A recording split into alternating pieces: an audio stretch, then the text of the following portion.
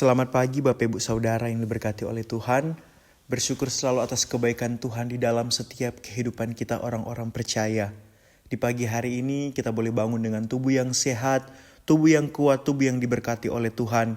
Ini semua karena cinta Tuhan, kasih Tuhan yang Tuhan berikan dalam setiap kehidupan kita. Sebelum kita mengawali setiap aktivitas kita di sepanjang hari ini, kita mau dahului dengan mendengarkan kebenaran firman Tuhan. Di pagi hari ini, renungan firman Tuhan saya beri judul Gaya Hidup Orang Merdeka. Sekali lagi, firman Tuhan di pagi hari ini saya beri judul Gaya Hidup Orang Merdeka. Saya ambil dalam 1 Petrus 2 ayat yang ke-16. 1 Petrus 2 ayat yang ke-16 saya bacakan.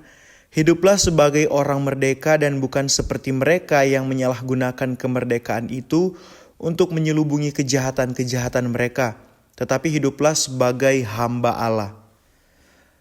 Kita baru saja memperingati hari kemerdekaan negara kita yang ke-80. Tetapi kita semua sebagai orang-orang yang merdeka yang tinggal di negara yang telah merdeka, kita semua harus ketahui bahwa kemerdekaan tidak hanya sampai di situ saja, tidak hanya sampai merayakan ulang tahun kemerdekaan, tetapi kita masih harus berjuang mempertahankan kemerdekaan dari berbagai pihak yang mau menghancurkan bangsa ini. Lalu pertanyaan di pagi hari ini, apa tanggung jawab dari orang merdeka? Sekali lagi, apa tanggung jawab dari orang-orang yang telah merdeka? Rasul Petrus berkata, hiduplah sebagai orang merdeka. Faktanya adalah bahwa negara kita memang negara yang telah merdeka, dengan berbagai perjuangan dan pengorbanan yang dilewati bersama. Sehingga pada hari ini kita disebut orang-orang merdeka. Tetapi Bapak Ibu Saudara, jauh lebih besar daripada itu menurut firman Tuhan, menurut kesaksian para rasul, kita juga telah dimerdekakan dari dosa. Puji Tuhan. Betul sekali, kita telah dimerdekakan dari dosa lewat pekerjaan Tuhan Yesus di kayu salib. Ada pengorbanan yang Yesus kerjakan untuk menyelamatkan kita semua. Dan bagian dari kita adalah kita berjuang mempertahankan keselamatan itu. Hidup sebagai orang merdeka, di dalamnya juga berkaitan dengan gaya hidup kita sebagai orang merdeka. Artinya di sini bahwa seluruh keberadaan kita, pikiran kita, perkataan kita, perbuatan kita, dan segala yang kita kerjakan itu harus mencerminkan gaya hidup orang yang telah merdeka. Di pagi hari ini ada dua gaya hidup orang merdeka yang akan kita pelajari bersama dan kita terapkan di dalam kehidupan ini. Yang pertama, hidup benar sebagai manusia baru. Di dalam 2 Korintus 5 ayat yang ke-17 di sana berkata begini. Siapa yang ada di dalam Kristus, ia adalah ciptaan baru. Yang lama sudah berlalu, sesungguhnya yang baru sudah datang.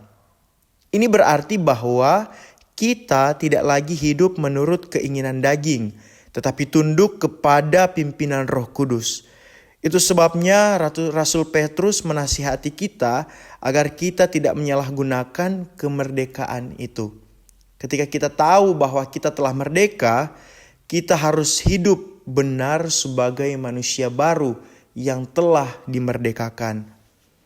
Yang kedua, hidup sebagai hamba Allah. Amin. Hidup sebagai hamba Allah.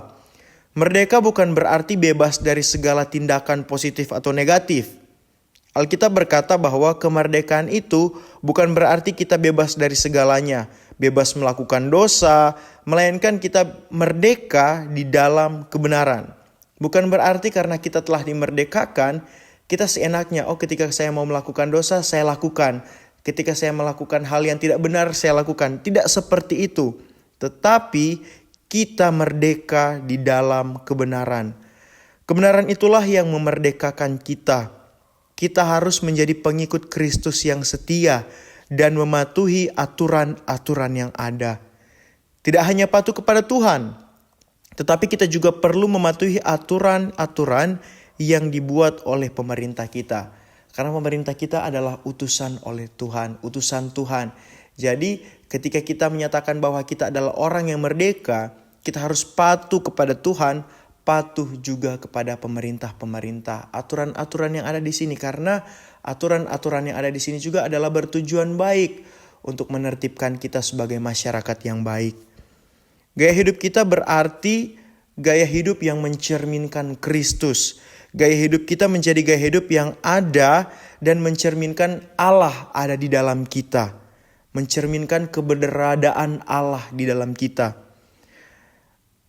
Di dalamnya bukan hanya tentang mencerminkan, tetapi di dalamnya juga ada keteraturan, ketundukan, ketaatan sebagai pelaku-pelaku firman. Kita pernah mendengar istilah bahwa iman tanpa perbuatan adalah mati. Begitu juga dengan kemerdekaan yang kita dapatkan. Ketika kita telah mengakui, kita menyatakan diri kita adalah orang-orang yang merdeka, kita harus jalankan kemerdekaan itu dalam kehidupan kita. Merdeka dalam segala hal. Orang percaya yang merdeka tahu bahwa ia memiliki kebebasan, tetapi tidak semena-mena dengan kebebasannya, melainkan justru bertanggung jawab dengan kebebasan. Orang percaya yang merdeka itu adalah orang yang kuat dan orang yang tangguh. Ada satu quotes, ada satu kutipan dari John Piper berkata begini. Orang yang dimerdekakan oleh Kristus adalah orang yang tidak kekurangan kasih Allah. Amin, kebenaran firman Tuhan. Mari kita satu dalam doa. Bapa dalam kerajaan sorga, Bapa yang luar biasa baik dalam setiap kehidupan kami.